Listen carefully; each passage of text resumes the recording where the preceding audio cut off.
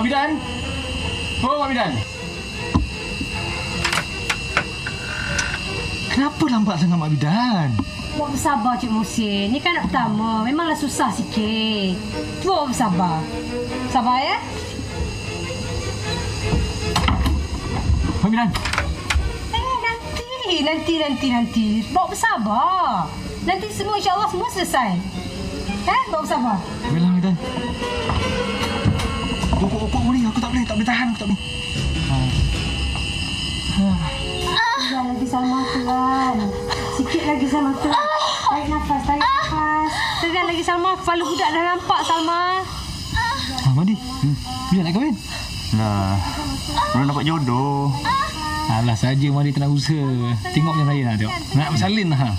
Tapi entah bila-bila lah. Alah, tak sabar je lah. Salma, tegan lagi. Tegan. Alhamdulillah Salma dah selamat semuanya.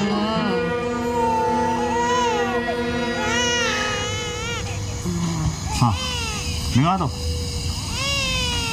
Oh, syukur Alhamdulillah. Tahniah Hussein, tahniah.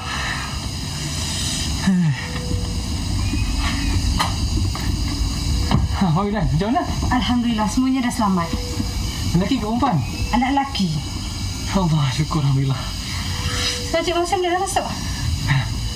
Madi, saya nak masuk ke dalam. Saya nak azan anak saya sekejap. Nanti kita jumpa di bawah. Okey.